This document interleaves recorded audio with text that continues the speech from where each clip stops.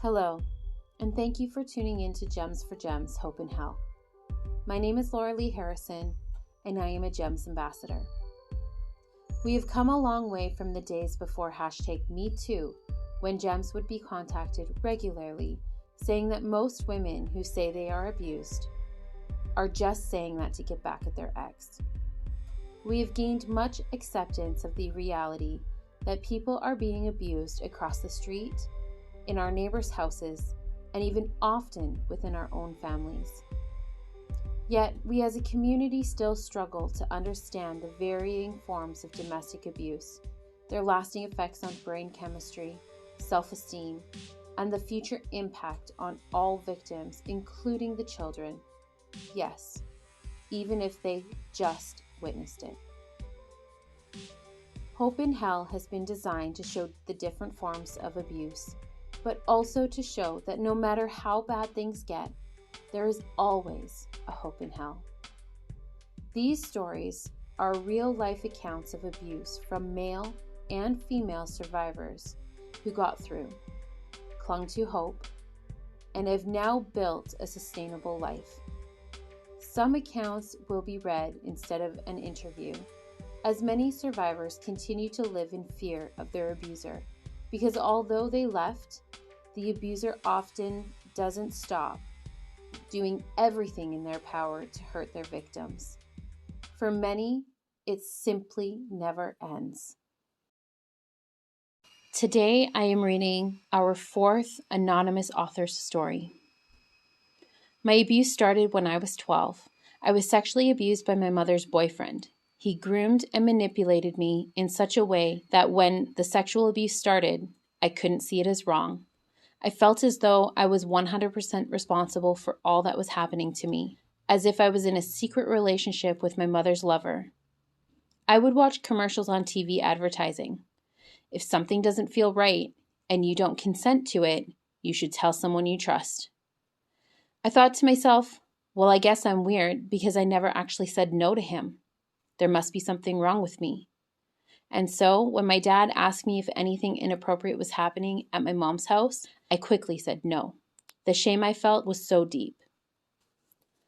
In my later teen years, I remember going out for dinner with some girlfriends. Amongst the delicious pasta dishes and wine, we all started to share stories and banter like girls do at 18. When the conversation came to me, I casually mentioned my relationship with my mom's boyfriend. I looked up from my plate and saw two girls crying. I asked, "Why are you crying?" And then added, "I know it seems weird, but I never said no to him. I was right in there." More tears. "But he was 40 and you were only 12. It was in that moment that I realized that I had, in fact, been abused.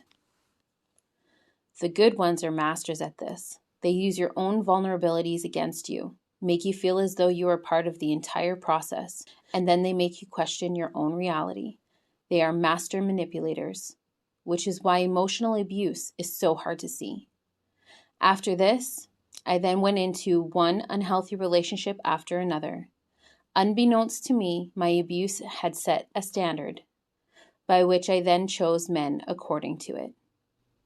I didn't know what healthy love looked like, and therefore only chose the bad boys. They were my jam. I worked harder to get their attention. The nice ones bored me. The turning point in my life came after realizing I was in another abusive relationship with a classic covert narcissist.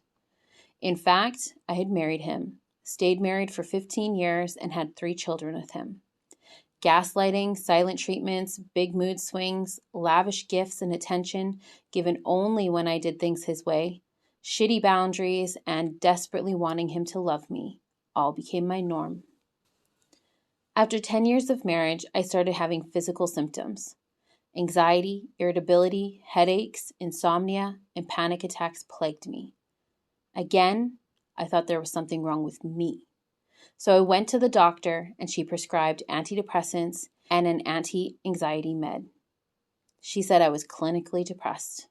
I was? Huh? Okay. But my gut was telling me something else. Thankfully, I listened.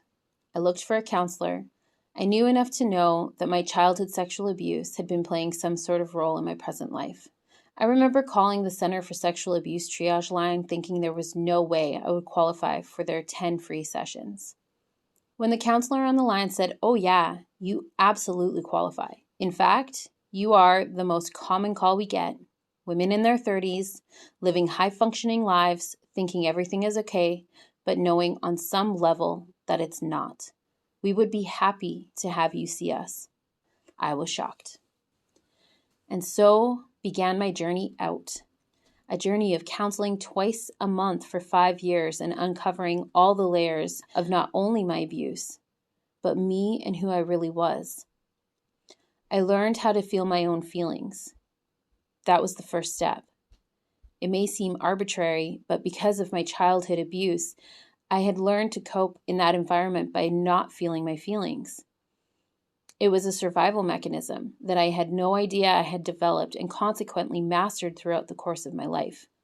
After that came learning what manipulation was, what good boundaries looked like, what gaslighting was, and what the abuse cycle looked like inside my marriage, and that I was in fact being emotionally abused by my husband.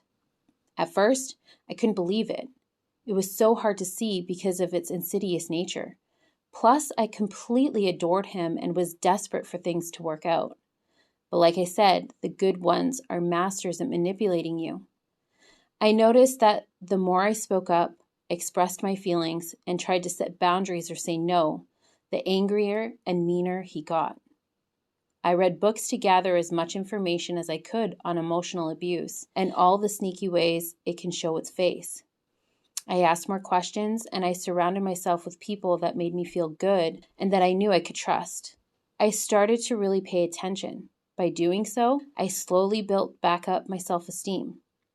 Although you would never know it on the outside, as I was a confident, beautiful woman with a successful career, a handsome husband, and 3 gorgeous kids, I was not whole on the inside. I finally had the courage to leave my husband 5 years after I started counseling, and since then have continued to see my counselor on a regular basis. I'm learning about me every day and trying my best to show my kids a new role model that knows herself and isn't afraid to say how she really feels. I'm so grateful that I followed my instincts and reached out for help. I used to feel alone and different, but quickly started to realize that I most definitely am not. A ton of women feel like it is their fault and therefore don't speak up. It is not your fault. It is 100% possible to redefine your life and find real happiness and joy again. I am a testament to this, as I am living my very best life today, and I would never go back. Leaving was the hardest thing I'd have ever done, but also the very best. I saved my own life, and so can you. Thank you for listening to Gems for Gems, Hope in Hell. Gems for Gems is a registered charity focused on ending the cycle of domestic abuse through providing empowerment and scholarships to survivors. Our goal is to help survivors achieve personal and economic recovery to create lasting sustainability outside of abusive relationships. Gems for Gems has many ways for you to contribute to our cause. We have an empowering swag line through which every dollar you spend will be put directly towards our scholarship program and our newest initiative, Hope's Cradle. Please visit www.gemsforgemsswag.com. There are Donate Now buttons on our website, and as a registered charity, we can give tax-deductible receipts. We also have our ambassador team. If you would like to become more involved and help our organization achieve its goals from the inside, please visit our website, www.gemsforgems.com, and learn more about Gems for Gems. Please tune in to our next story and share this one with anyone or anywhere you would like. We can show every survivor, current victim, and community member that there is always a hope in hell, one story at a time.